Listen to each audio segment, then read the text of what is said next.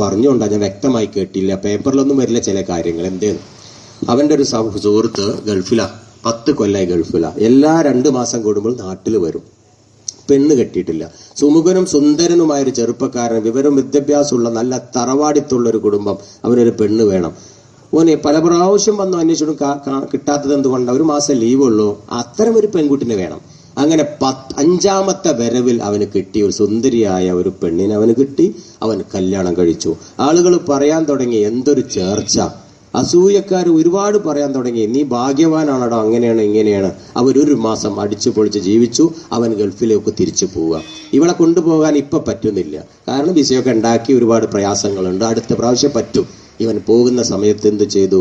അവൻ ഒറ്റയ്ക്കിരുന്ന് ഗൾഫിൽ വെച്ച് കാണാൻ ഇവളുടെ ഒരുപാട് ചിത്രങ്ങൾ എടുത്തു. ഇവർ ഒരുമിച്ചുള്ളതും അല്ലാത്തതുമായ കുറെ ചിത്രങ്ങൾ എടുത്തു.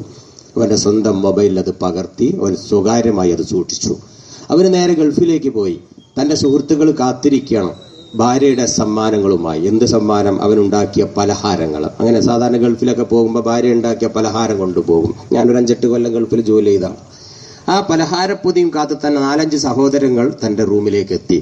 അവൻ ചോദിച്ചു, എവിടെയാണ് എന്റെ ഭാര്യയുടെ സമ്മാനം? മോനെ, ഞാനൊന്ന് കുളിക്കട്ടെ, യാത്ര ചെയ്തു വരിക, എനിക്ക് തരാ, പെട്ടി തയിരിക്കുന്ന. അവൻ ബാത്റൂമിലേക്ക് കയറി. ബാത്റൂമിൽ കയറുമ്പോൾ ഈ മൊബൈൽ എവിടെ വെക്കല്? പുറത്ത് ഓപ്പണായ ടേബിളിൽ വെച്ചു.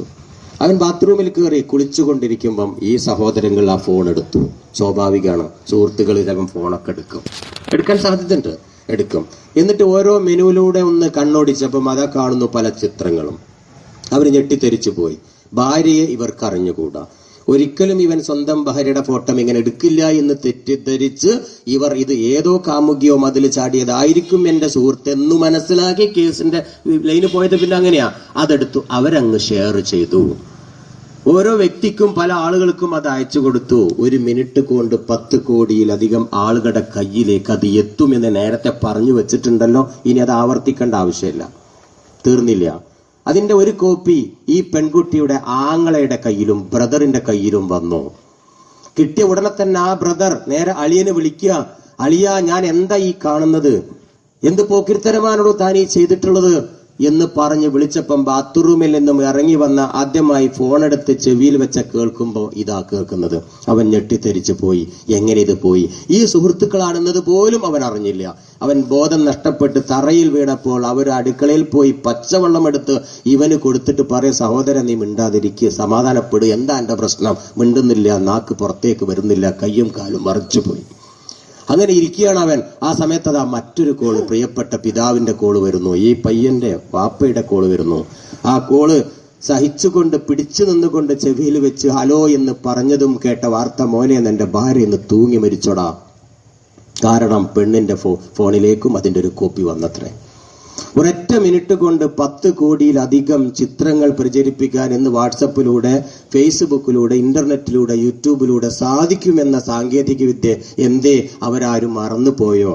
നഗ്ന ചിത്രങ്ങൾ ഒരിക്കലും സ്വന്തമായി എടുക്കരുത്, അത് പ്രചരിപ്പിക്കരുത് എന്ന് തോരാതെ പല മതങ്ങളും പല പണ്ഡിതരും പല ഉസ്താദുമാരും നമ്മോട് വാവിട്ട് കരഞ്ഞ് പറഞ്ഞിട്ട് പോലും എന്തേ നിങ്ങൾക്കും എനിക്കും അത് മനസ്സിലായില്ല. അതുകൊണ്ട് ജീവിച്ചിരിക്കുമ്പോൾ തന്നെ ചെയ്തവന് തക്കതായ ശിക്ഷ കിട്ടുമെന്ന് പറഞ്ഞൊരു ഹദീസ് ഉണ്ട്. അതാണ് ഓർമ്മ വരുന്നത്. ഒന്നേ എനിക്ക് പറയാനുള്ളൂ, പുറത്ത് കാണാൻ പാടില്ലാത്ത ഒരു ചിത്രങ്ങളും മൊബൈൽ ഫോണിൽ പകർത്തരുത്. മൊബൈൽ ഫോൺ എന്ന് പറഞ്ഞ സാധനം ഞാൻ നേരത്തെ പറഞ്ഞ പോലെ സാധാരണ ഒരു യന്ത്രം അല്ല. അത് നെറ്റ്വർക്കിലൂടെ പ്രചരിപ്പിക്കുന്ന യന്ത്രമാണ്. അത് വയർലെസ് കണക്ടിവിറ്റി ഉള്ളതാണ്. കോടിക്കണക്കിൽ ആൾക്കാർ അത് ഷെയർ ചെയ്യുന്ന സാധനമാണ്. അതുകൊണ്ട് ഒരു കാരണവശാലും നിങ്ങൾ മൊബൈൽ ഫോണിൽ ഇത്തരം ചിത്രങ്ങൾ പകർത്തരുത്.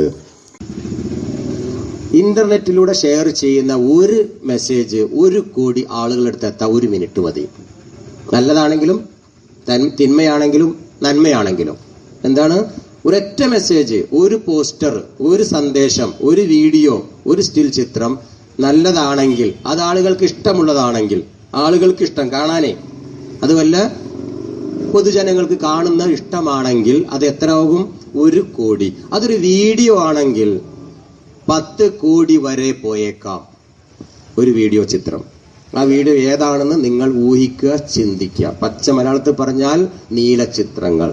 അത് സ്റ്റില്ലാണെങ്കിലും വീഡിയോ ആണെങ്കിലും അത് ഒരെണ്ണം ഇട്ട് കഴിഞ്ഞാൽ 1 കോടിയല്ല 10 കോടി വരെ സഞ്ചരിക്കാൻ 1 മിനിറ്റ് മതി. അപ്പം ഒരാളെ പറ്റി ഇല്ലാത്തതോ അല്ലെങ്കിൽ അവന് ഇഷ്ടമില്ലാത്തതോ മറ്റൊരാളെ രത്നചിത്രമോ നമ്മളൊന്ന് ഷെയർ ചെയ്താൽ എന്റെ ഇടത്തെ തോളിലെ മലക്ക് എഴുതി വെക്കും ഇവൻ 10 കോടി തിന്മ ചെയ്തു. ഒന്നേ ചെയ്തിട്ടുള്ളൂ, മലക്ക് ഗുണിച്ചു. മലക്കിനെ ഇനി കണക്ക് പഠിക്കാനൊന്നും പോണ്ടെന്നാണ് ഉസ്താദുമാർ പറഞ്ഞത്. അതിന് പുതിയ ഹദീസ് പറഞ്ഞുണ്ടല്ലോ. കറക്റ്റാണ്, നിങ്ങൾക്കും എനിക്കിപ്പോൾ വളരെ വ്യക്തമായി മനസ്സിലാക്കാൻ പറ്റുന്നതാണ്. അപ്പൊ ഒരു സന്ദേശം ഇന്റർനെറ്റിൽ ഇട്ടാൽ 1 കോടി മുതൽ 10 കോടി വരെ പാപം ചെയ്തവനെ പോലെയാണ് എന്ന് കഴിഞ്ഞില്ല. ഷെയർ ചെയ്യപ്പെട്ടത് ഒരിക്കലും അങ്ങോട്ട് ഇട്ട് കഴിഞ്ഞാൽ പിന്നെ നിങ്ങൾക്ക് മാറ്റാൻ പറ്റില്ല. അത് 10 കോടി കോപ്പി പോയി, പിന്നെ മാറ്റൽ അതിന്റെ 1. നിങ്ങൾ ഡിലീറ്റ് ചെയ്യുന്ന 1 കോപ്പിനെ നിങ്ങൾക്ക് ഡിലീറ്റ് ചെയ്യാൻ പറ്റും. അതാണ് ഈ വാട്സപ്പിന്റെ, ഫേസ്ബുക്കിന്റെ, ഇന്റർനെറ്റിന്റെ ഒക്കെ പ്രത്യേകത. ഒരു മെയിൽ ബോക്സിൽ ഇടുകയാണെങ്കിൽ അത് മെയിൽ ബോക്സിലല്ല, പബ്ലിക് പ്ലേസിൽ പൂരപ്പറമ്പിലാണ് നമ്മൾ ചെയ്യുന്നത്. കോടിക്കണക്കിന് ആൾക്കാർ വന്ന് വിസിറ്റ് ചെയ്തത് എടുത്തിട്ട് പോവാണ്. അതാണ് ഇന്റർനെറ്റ്. ഒരിക്കലും നിങ്ങൾ ആ വ്യക്തിനെ ചെന്നിട്ട് തൗബ ചെയ്യാനോ സോറി എന്നോട് മാപ്പ് തരണം എന്ന് പറയാൻ പറ്റില്ല. കാരണം ഭൂമിയിലെ 720 കോടി ജനങ്ങളെ കയ്യിലേക്ക് അത് പോയി. അവരുടെ അടുത്തൊക്കെ പോയിട്ട് നമുക്ക് മാപ്പ് പറയാൻ പറ്റുമോ? അങ്ങനെയാണ് ഈബത്ത് എന്നൊരു തെറ്റ് ചെയ്താൽ ആ വ്യക്തിന്റെ അടുത്ത് പോയിട്ട് മാപ്പപേക്ഷിക്കണം എന്നാണ് ഉസ്താദുമാരൊക്കെ പറഞ്ഞിട്ട്. എനിക്കറിഞ്ഞൂടാ, ഞാൻ പണ്ഡിതനല്ല, ഞാൻ അങ്ങനത്തെ ദീനോട്ട് കൂടുതൽ പഠിച്ചിട്ടുമില്ല. പക്ഷെ കേട്ടതാണ്, നിങ്ങളൊക്കെ കേട്ട പോലെ കേട്ടതാണ്. അത് ഏത് മതവിശ്വാസിയാണെങ്കിലും ഇത് മനസ്സിലാക്കാൻ പറ്റുന്ന. അപ്പൊ ഇത്തരം മാരകമായ ഒരു തെറ്റാണ് ഇഷ്ടമില്ലാത്തൊരു വാട്സപ്പിൽ ഇട്ടാൽ എന്ന് സാധാരണക്കാർക്ക് മനസ്സിലാക്കാനാണ് ഇത് പറഞ്ഞത്. ഇതുമായി ബന്ധപ്പെട്ട് ഈ അടുത്ത് സ്ഥലം പറയില്ല, ക്ലാസ് ഇതുപോലെ കഴിഞ്ഞ് ഞാൻ പുറത്ത് കയറി ഒരു സഹോദരൻ എന്നെ തോളി പിടിച്ച് പറഞ്ഞ് നിങ്ങൾ കേട്ടില്ലേന്ന് വെച്ചു. എന്തേന്ന് വെച്ചു, ഇപ്പൊ ഇവിടെ സംഭവിച്ചത്